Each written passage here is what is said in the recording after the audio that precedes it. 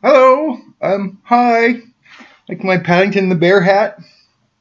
I for I forgot Paddington the Bear had a hat like this. I thought it was a different color. I guess his hat color keeps changing. Hi. Um, I was just out at a Starbucks a little while ago. I was using the wireless connection there. It's a very kind service provided by Google and Starbucks. It's apparently a public connection, so that you can sit out on the bench there and check the email and maybe download a video or two. I've had some unusual luck at that location, just like every location where internet is available for at least 5 years at this point, involving what's the concise way of describing this? Involving ass, involving your butt. Um, there's been an ass problem. If you go back to 2010, we can talk about the things that were kind of nasty when they were introduced. The car horns. You know what those were? Train horns, right? All those people purposely dumping gasoline around my old neighborhood, right? And like all the different forms of perturbation and harassment and so forth, until eventually in 2013 or so, in the middle of summer or so, the people that run the Facebook behavior modification program started sending people to stick their butts in my face when I was online, when I was at the computer at Belmont Branch Library or at other locations. So one of the nice things about getting this laptop for Christmas is that I no longer have to go out to those places to go online. Hopefully, I mean, at least it's a step towards that direction. The wireless signal that reaches to this location, this apartment, is run by the same psych torturers. So they remove the signal, they switch it off if there's something about the post that they dislike.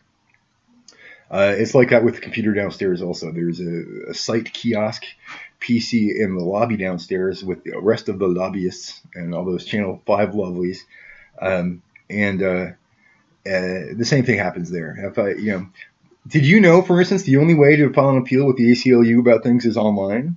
Did you know that? That the only way to reach them or to fill out an application is the online application? Well, at least from their website, that's the information they gave me that one time that I found out that I would never be allowed to fill out the form because the internet is clamped down where I am. It's all been throttled on and off for a bunch of years now because I deal with torturers. Because they are war criminals and I caught them and they're mad about it. So, one of the things that gets me the most upset about this particular form of harassment is the way that these people try to insinuate themselves into personal friendships and relationships and other things. They all feel that my personal life is their personal property. Therefore, if I send a message to somebody, if I get an email, if I get a Facebook message from somebody, if I'm in a public place, there will be somebody, within arm's reach, within 10 or 20 feet of me that will immediately start talking about the message I just received. Utterly heinous and weird. It's the result of military wetware. I've had some background in this, so I'm aware of the abilities of some of the people, the agency and some other wings of the armed services and so forth. I understand that this is less than mystical, that those people are simply robots, right? And their lack of emotional range is emblematic of their robotness and so forth. So when their abusive behavior endangers the public, they are uninterested and never really cared because they never cared if the public suffered or died. That's kind of the problem here. I was told from a very unusual source that the major holdup in Portland with my access to what is supposed to be a kind of inheritance was the mayor. Charlie Hales has been the mayor of Portland since election in 2012. Now, I forget when inauguration was exactly. Was that in January or February of 2013? But the Williams Plaza thing happened before he was mayor. But there was at least a year and a half of his first term as mayor in which I was left out on Hawthorne with the microwavers and the butt people and all the horns and all that lovely psych torture that we've been discussing. And he was mayor for a whole year and a half of that before I got into this place, and where everything is obviously perfect. And so being unsure how to follow the chain of authority in this circumstance is kind of a big question. how many of these cops and fire department people and other employees around are city employees? How many of them are federal employees? How many of them are military? And how many of them are none of the above? How many of them are private entities? How many of them are from other countries? How many of them are from other governments? How many people are involved in this development thing? How many of those people were there? For those of you unfamiliar with this development concept, or in the software world, or in the construction world, or places where you use the word development to describe your position or your job or your activities or whatever, development is a nifty code word from people that are tired of this Bible process thing or whatever, and they're kind of embracing a cartoonish, devilish thing, a cartoonishly formed, devilish concept. Because if to be a Christian and to love your creator deity, whatever, means that you also have to love me, those people would rather go crash on the devil's couch because they dislike me that much. Now, why do they dislike me that much? Often enough, it's because they're extreme right-wing zealots. This afternoon, when I was at Starbucks, I was writing to a friend of mine. An unusual specimen, a very interesting case, a person that has been very patient with my madness for a bunch of years, and sent a message, and I read it the next morning when I got back online and found that there had been a typo inserted into it that wasn't there when I wrote it the previous night, which I checked before I sent it because, I've been noticing this problem for a while now.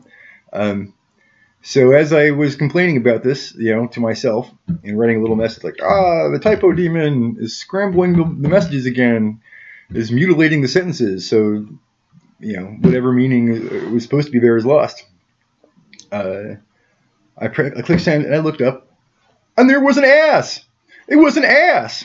And the ass was attached to a man who was wearing a Portland Fire jacket. It was an ass attached to a city employee uniform. And he was hanging out with 4 or 5 of his friends, and there was a fire truck down the road, in front of Smith Center. And I started trying to speak out loud to these people because I'm assuming that they were doing this on purpose. I'm assuming that this was purposeful. That this, especially in the case of this one specimen, people are so possessive and so aggressive and so awful about the possibility of my ever even saying hello to this person, that they've turned disrupting my occasions with her into a way of life. It's why when I used to go to visit the library on Thursdays, she was around, their Thursday afternoons would be a cartoonish nightmare all around. It's why every single opportunity there's ever been to write and or chat and or commune in whatever way with this, thoroughly professional, very kind person, hordes of vacuum cleaner salesmen and others. Oh, wait a minute, check this out. It's 1:11. It's 1:11 on the clock here, right? And that's when they turn the vacuum cleaner on upstairs. It's part of the malfunctioning of the AI here. I'm allowing myself to go a little freeform and give you half-formed sentences in the middle of this little conversation because, you should be able to cope with my bad grammar at this point. My alarm clock over there says it's 1:13, right? Which is 13:13 in 24-hour time, but it's also 3:11 backward. Over here, on this clock on the computer, it says 1:11. And this is when the people upstairs decide to turn on the vacuum cleaner to try to make this ugly noise while I'm talking to you. It's an example of the psych torture process that you will stop if you enjoy living, if you want to stop being on fire, if you want to stop blowing up, if you want to stop having your blood drained by vampires and various other creatures of the night when you sleep, you can stop these things.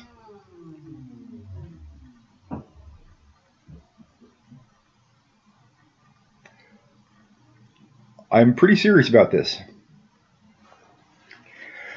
I apparently need to be more careful with my use of profanity in the area of city council and mayoral Facebook pages. Excuse fucking me. Listen, Keep your rectums the fuck away from me. Your fucking sirens, your fucking noises, your vacuum cleaners, your buttholes, keep them away from me. You want to fucking live? Do you?